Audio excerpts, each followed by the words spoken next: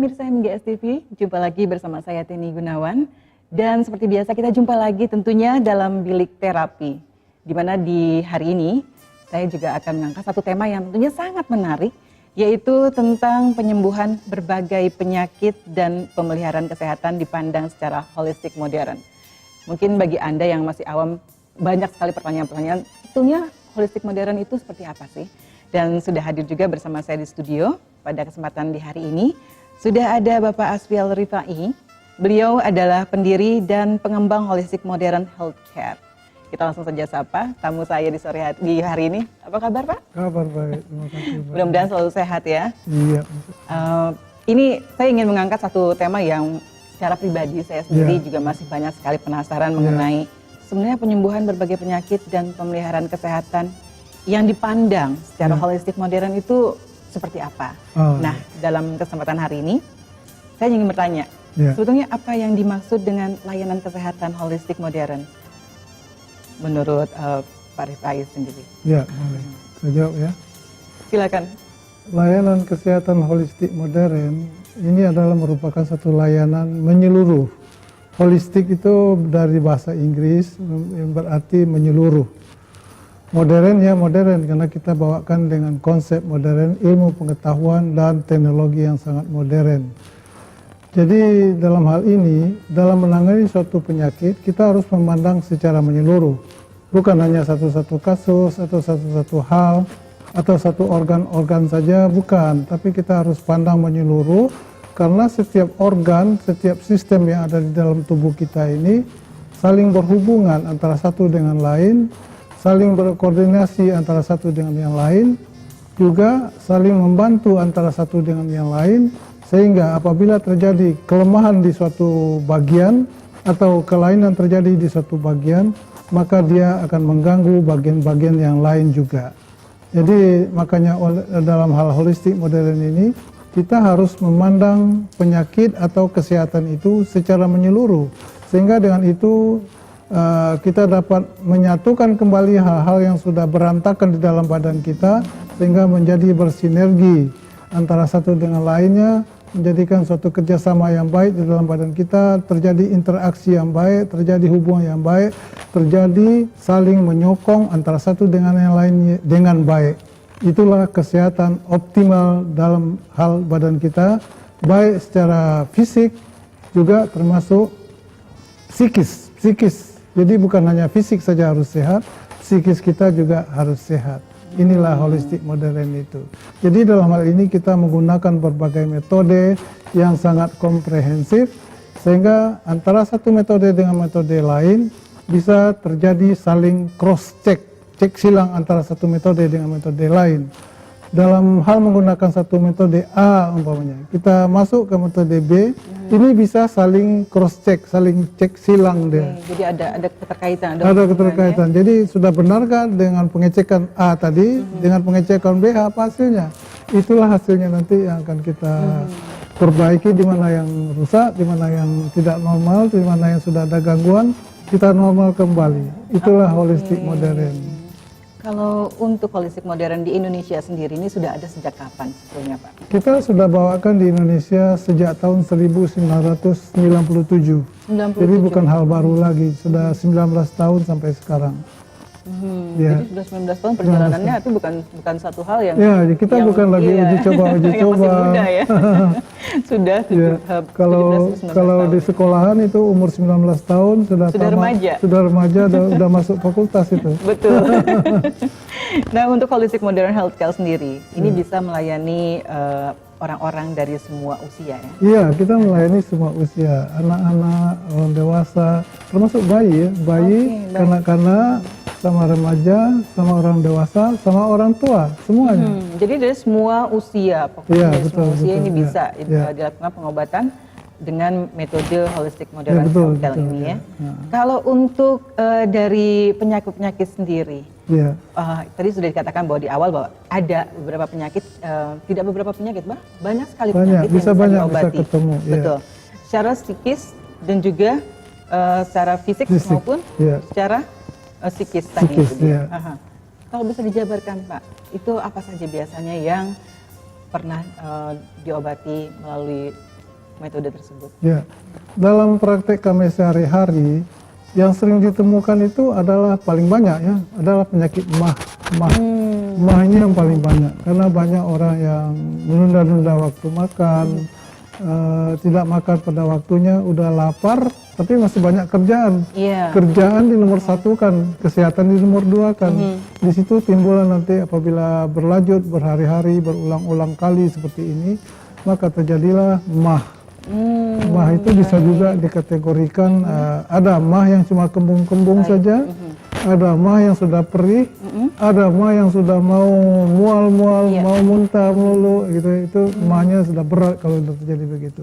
Biasanya dari usia berapa penyakit mah tersebut bisa? Mah ini biasanya mulai terjadi pada mulai anak-anak sudah mulai sekolah, dia sudah makannya tidak teratur.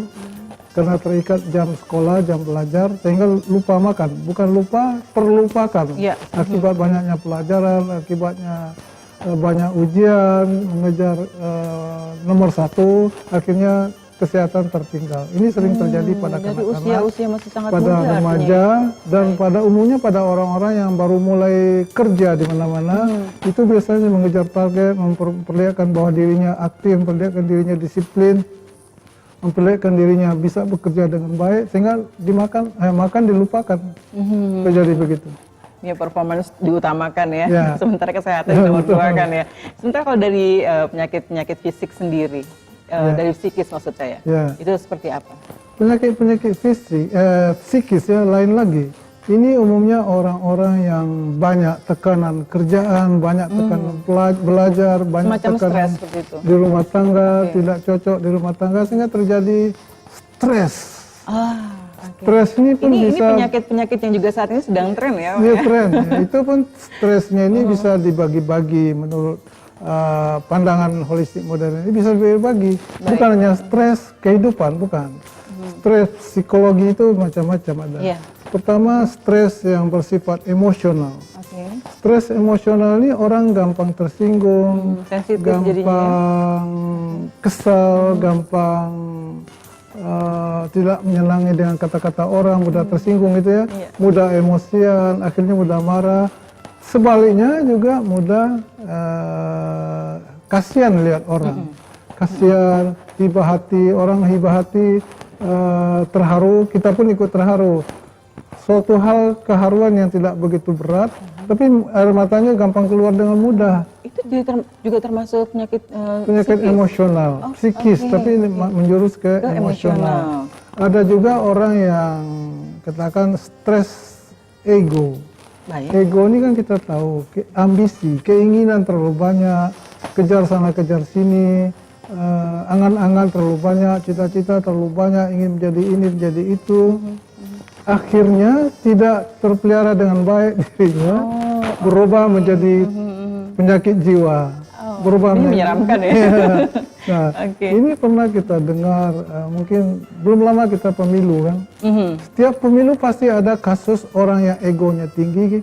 Akhirnya stres, mau jadi bupati, mau jadi caleg, mau jadi anggota dewan, mau jadi wali kota. Menggebu-gebu semangatnya ingin dengan ambisi yang tinggi ingin mencapai cita-cita yang seperti itu, akhirnya berusaha kesana kesini, nego sana nego sini, ajak orang keluar dana banyak, akhirnya gagal. Gagal karena mungkin ya pertama kemampuan dia sendiri terlihat tidak ada oleh orang-orang sekitar dia. Oh, ini omong aja, ini omong gede aja, ini nggak bisa ini. Ini banyak janji-janji. Itu pertama ya. Kedua, kemungkinan dia mampu, terlihat mampu, tapi tidak bisa membina jaringan dengan baik. Tidak bisa berkomunikasi dengan masyarakat dengan baik. Akhirnya waktu pemilu, orang pilih suaranya tidak banyak. Itu yang menyebabkan. Memang dia bagus orangnya, tapi tidak mampu berkomunikasi dengan baik, tidak mampu mengayomi rakyat. Itu pikiran orang. Akhirnya orang segan memilih, enggan memilih. Akhirnya suara lari ke orang lain. Akhirnya si orang ini terjadi bingung dia kan, kok jadi begini? Kecewa berat karena sudah banyak keluar duit, keluar tenaga, ngomong sana ngomong sini. Akhirnya kecewa berat, lari ke stres jiwa. Stres jiwa larilah ke cari tower-tower yang tinggi manjat, manjat ke atas mau terjun ke bawah, cari api mau bakar diri sendiri, cari pistol mau tembak diri sendiri, ada yang begitu kan? Oke. Nah ini namanya stres ego. Stres ego. Ada lagi stres kemampuan Oke. belajar, IQ-nya rendah, Tapi memaksakan diri untuk nggak bisa juga. Nah ini macam-macam tingkat stres ini bisa kita kaji dengan benar dan itu ada hubungan dengan saraf kontrol yang ada di otak. Ada saraf kontrol untuk emosi itu lain sarafnya. Ada saraf kontrol untuk ego itu lain lagi sarafnya. Ada saraf kontrol untuk kecerdasan IQ tadi itu lain lagi sarafnya. Ada saraf kontrol untuk emosional. Ini lain lagi sarafnya ya. Jadi ini yang kita cek dengan holistik modern ini akan ketemu dia.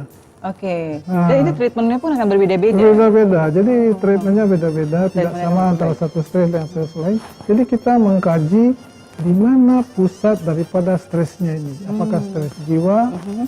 Stres jiwa, apakah stres emosional, apakah stres karena ego yang tinggi tapi gagal, apakah stres kecerdasan sehingga gagal juga akhirnya mengharap sudah mau lulus ujian akhir tapi ternyata tidak lulus.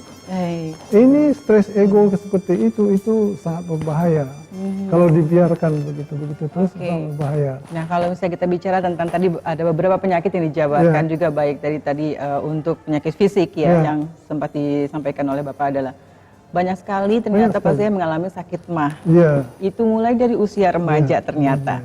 Dan juga dari penyakit psikis yang sekarang saat ini mungkin juga masih jadi tren sekali yaitu stres. Bagaimana metode pengobatan yang dilakukan oleh Holistic Cares, tapi nanti kita bahas setelah beberapa informasi berikut ini.